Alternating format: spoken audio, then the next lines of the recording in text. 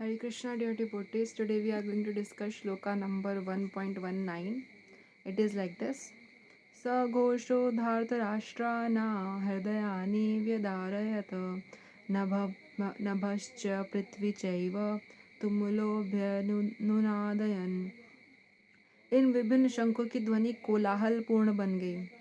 तो जितने भी अभी शंख बजाए गए थे भगवान श्री कृष्ण और पांचों पांडव द्वारा और पूरी उनके जो भी महारथी थे सभी ने जो शंख बजाए थे, तो उनकी ध्वनि क्या हो गई, कोलाहलपूर्ण, मतलब इट वॉज वेरी नॉइजी, बहुत आवाज़ हो गई, जो आकाश तथा पृथ्वी को शब्दायमान करती हुई, पूरी आकाश और पृथ्वी को क्या करती है, शब्दायमान करी थी, मतलब फैल गई थी।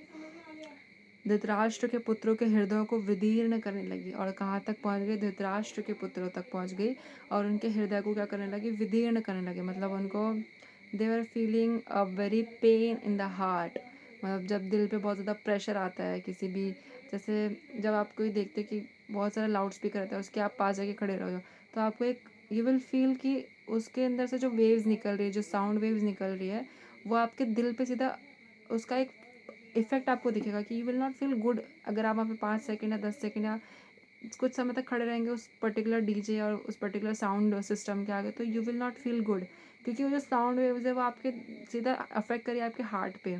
तो उसी प्रकार से जो शंखों की ध्वनि थी, किसके हृदय को विदीर्ण करी थी, धृतराष्ट्र के पुत्र यानी कि धृतराष्ट्र के पुत्र को। शिला प्रभुपाद जी द्वारा तात्पर्य, जब भीष्म तथा दुर्योधन के पक्ष के अन्य वीरों ने अपने अपने शंख बजाए तो पांडवों के हृदय विदीर्ण नहीं हुए। तो जब पितामह भीष्म और दुर्योधन ने जो थे जो शंख वगैरह बजाए थे, तब पांडवों के पुत्रों के हृदय विदीर्ण नहीं होते, मतलब उनको कुछ फील नहीं हुआ था कुछ ऐसा। मतलब इसका मतलब कि उनकी आवाज़ ज़्यादा लाउड इनफ नहीं थी। दो उन्होंने अपनी पूरी कोशिश की थी बट लाउड इनफ नहीं थी। ऐसी घटनाओं का वर्णन नहीं मिलता, किंतु इस विशिष्ट श्लोक में कहा गया है कि पांडव पक्ष के शंखनाद से धृतराष्ट्र के पुत्रों के हृदय विदीर्ण हो गए। लेकिन जो पांडवों का पक्ष था, उन्होंने जब शंखनाद किया, सारे दिव्य शंख, और भगवान का शंख बज रहा है, तो मतलब आप समझ सकते हो कि बात कुछ और होगी। तो श्री भगवान का शंख बज रहा है और फिर पांडव जो उनके दिव्य भक्त हैं उनके भी शंख बज रहे हैं, सारे महारथियों के भी दिव्य शंख बज रहे हैं। तो उस शंखनाद की ध्वनि कुछ और थी और वो पूरे स्काई और अर्थ में पूरी फैल गए। सीधा जो था धृतराष्ट्र के पुत्रों का हृदय क्या करी थी, विदीर्ण करी थी, एकदम से किल करी थी उनके हार्ट को बेसिकली वो साउंड वेव्स। और इसका कारण स्वयं पांडव और भगवान श्री कृष्ण में उनका विश्वास है। अब ये क्यों हो रहा है, क्योंकि पांडवों को अपने भगवान पे पूरा विश्वास है कि मतलब बोलते ना, ट्रस्ट है, एक भरोसा है।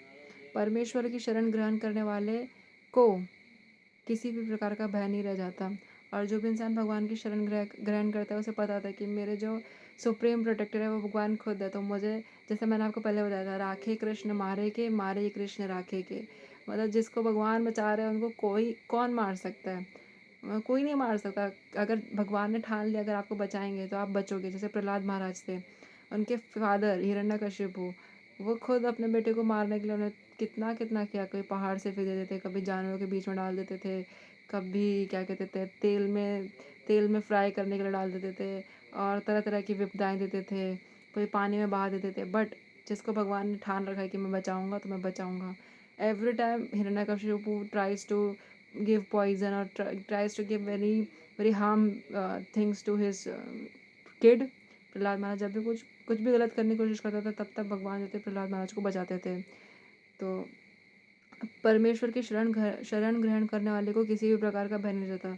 और प्रहलाद महाराज को किसी प्रकार का भय नहीं था, उनको कभी किसी प्रकार का डर नहीं था, क्योंकि उनको पता था मैंने जिसको पकड़ रखा है वो खुद अभय अभय है। मतलब ऐसी चीज़ है जिसको किसी से डर नहीं लगता।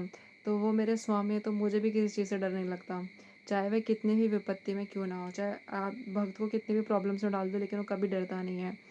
जैसे कि फॉर एग्जांपल एक छोटा सा एग्जांपल ले लेते हैं। जैसे कि एक किड है, वो अपने फादर के साथ गया वेजिटेबल मार्केट। तो उसके फादर जो है बिज़ी है वेजिटेबल्स लेने में। इतने में जो बच्चा है वो उसको एक डॉग दिखता है। तो डॉग दिखता है तो जो है बच्चा डॉग डॉग से डर जाता है, क्योंकि वो तब अकेला रहता है। और वो डर के मारे अपने फादर को ढूंढता है। मतलब उसके फादर बिजी रहता है वेजिटेबल्स में लेने में, और तब तक वो खेलने के लिए जाता है, तो उसको डॉग डॉग से डर के आ जाता है। तो जब वो अपने फादर के पास आता है और अपने फादर का हाथ पकड़ता है, तो उसको कॉन्फिडेंस फील होता है कि यहाँ पे मैं सेफ़ हूँ और अब मुझे डॉग या कोई भी इंसान मुझे कुछ नहीं कर सकता, क्योंकि मेरे फादर है मुझे प्रोटेक्ट करने के लिए। तो अगर वो कुत्ता अगर उसको वापस देखेगा तो डरेगा नहीं, बिकॉज ही नोज़ कि अभी मेरे फादर है मेरे पास। तो इसी प्रकार से जब आपके पास कोई ऐसा इंसान होता है जो आपको शक्ति प्रदान कर रहा है, तो हमारे जो परमपिता हैं वो भगवान श्री कृष्ण, अगर हमने उनका हाथ पकड़ रखा है तो हमें किसी भी प्रकार की विपत्ति कैसे सता सकती है। तो कहते हैं ना, इसलिए भक्त जो होते हैं वो अभय होते हैं, उन्हें किसी चीज़ का भय नहीं रहता, चाहे वो कितने भी प्रॉब्लम्स में क्यों ना हो। So thank you so much dear devotees. इस श्लोका यहीं तक था। अगले सेशन में हम लोग श्लोका नंबर 1.20 डिस्कस करेंगे। Thank you so much for listening to me. Hare Krishna दंडवत प्रणाम। वांशा कल्पतरुभ्यश्च कृपा सिंधु वच पतितानां पावनेभ्यो वैष्णवेभ्यो नमो नमः। अनंत कोटि वैष्णव वृंद की जय।